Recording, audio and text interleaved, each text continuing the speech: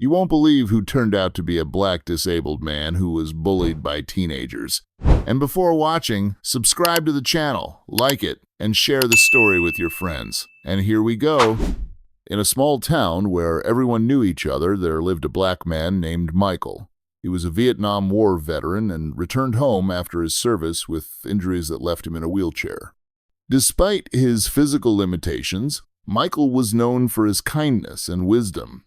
He often sat in the park, where he read books and chatted with passers-by, sharing his stories about life and service. Every morning, when the sun was just beginning to rise above the horizon, Michael went to the park. He loved this time of day, quiet and peaceful, when there weren't many people yet. He chose the same place under a large oak tree, where he was surrounded by greenery and fresh air. He always had a book on his lap and a thermos of coffee next to it. Michael read different genres, from classical literature to modern novels. But most of all, he was interested in books about life, about people, about how they cope with difficulties. He believed that every story has meaning and can teach something. One day, a group of teenagers decided to have fun in the park. They were full of energy and didn't think about the consequences of their actions. As they approached Michael, they started laughing and making fun of him. "Hey, look who's here! A wheelchair for old people!" one of them shouted, and the others burst out laughing. Michael, ignoring their taunts, continued to read his book. He knew better than to react to provocation. But the teenagers wouldn't let up. They started pushing his wheelchair, trying to elicit a reaction. "Can't you get up?" one of them continued, laughing. "Probably out of fear." The other teenagers supported his jokes, not realizing that their words could cause pain. At that moment, an elderly man who recognized Michael was passing by. He stopped and saw what was happening. At first, he thought the teenagers were just joking, but soon realized that they had overstepped their bounds. Approaching the group, he said, "Hey guys, do you really think this is funny? Do you know who you're talking to?" The teenagers stopped and looked at each other. They didn't expect any interference. "This is Michael," the older man continued. "He's a Vietnam War veteran. He served his country and went through many hardships. You can't imagine what he had to go through." The teenagers froze. They never thought about the fact that deep stories and experiences could be hidden behind a person's appearance. One of them, named Jake, felt ashamed of his words. He remembered his grandfather, who was also a veteran, and often talked about his experiences. "I'm sorry," Jake said softly to Michael. "We didn't mean to offend you. We just didn't think." The other teenagers began to look at each other and also began to realize their mistake. Michael looked at them with understanding. "I understand that you are young and want to have fun. But remember, everyone has their own story.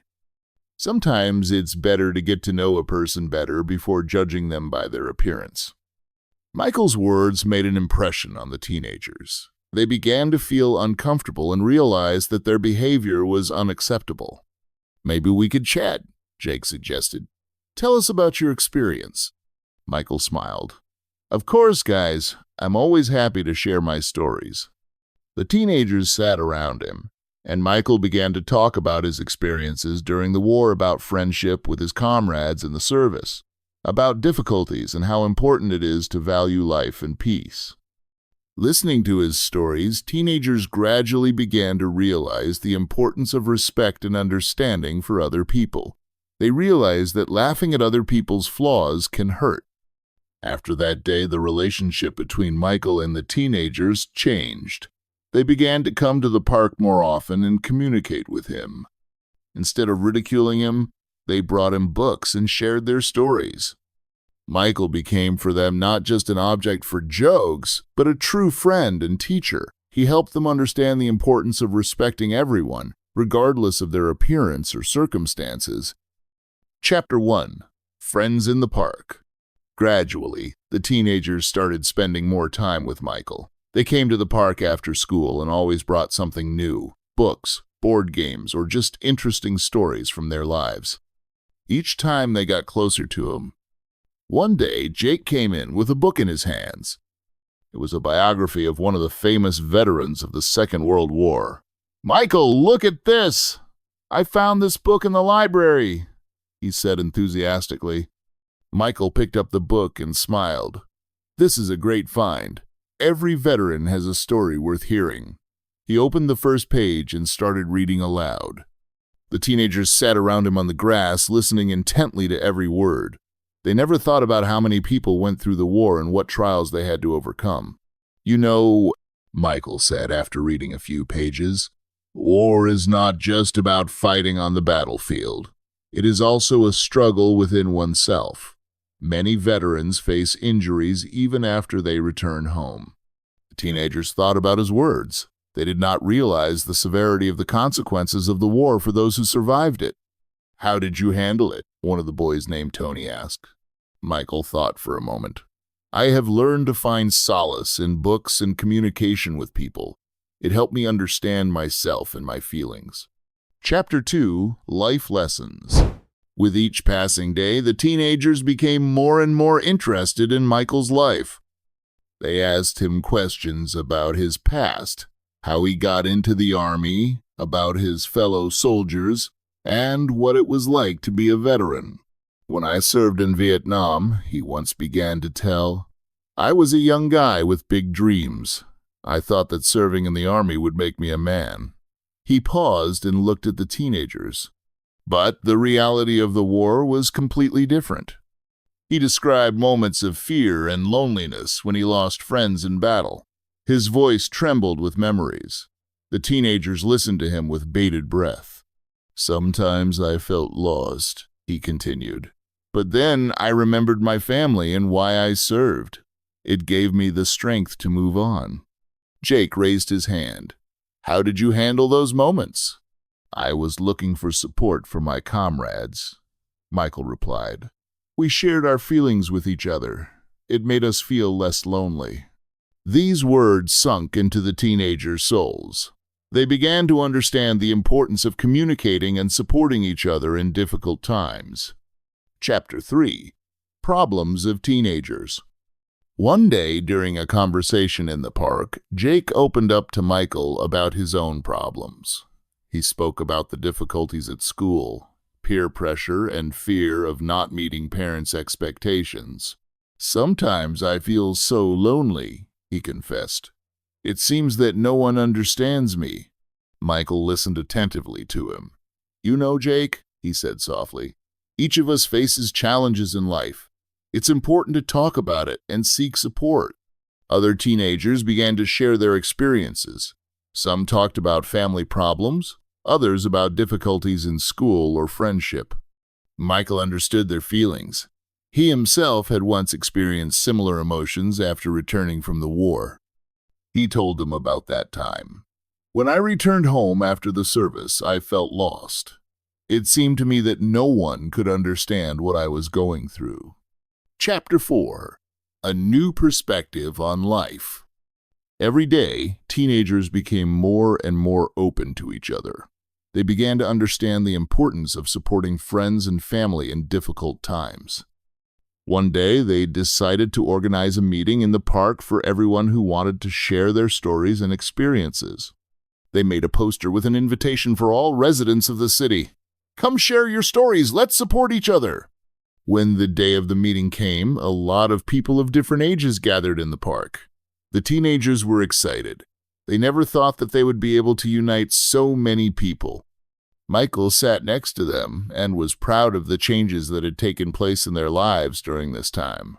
He saw their confidence and desire to help others.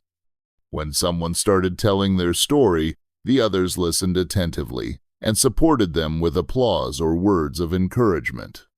"We are all different," said one of the participants in the meeting, "but we have common experiences." Chapter 5, Lessons of Friendship.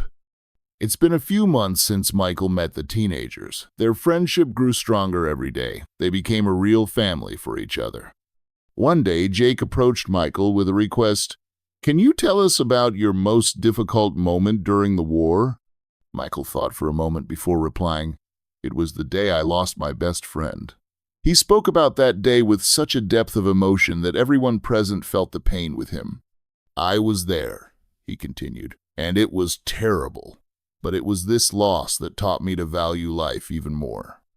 After this conversation, the teenagers realized the importance of friendship and support for each other in difficult times.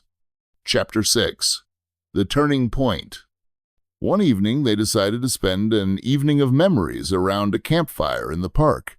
Each of them brought their favorite snacks and drinks. As they sat around the campfire under the stars, the conversation became more personal and in-depth. "What do you think?" one of the girls named Lena asked. "What is the most important thing in life?"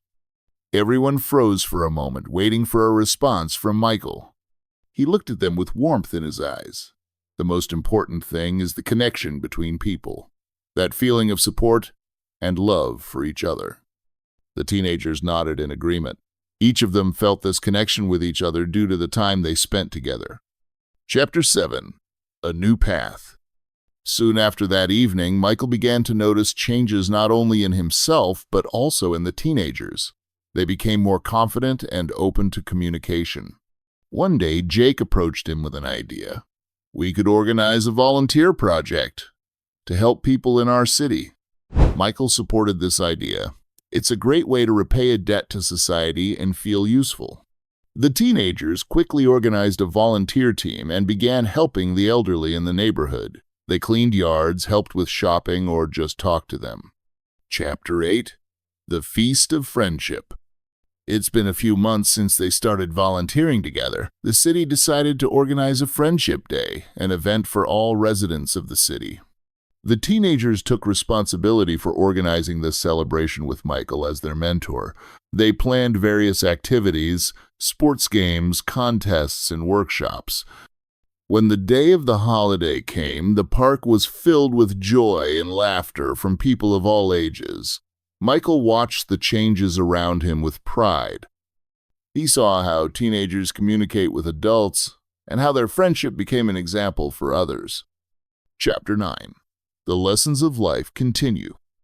After the Friendship Day, Michael continued to meet with teenagers every day in the park. Their bond grew stronger. One day, Jake approached him with tears in his eyes. "Michael, my grandfather died." Michael hugged him. "I'm really sorry to hear that.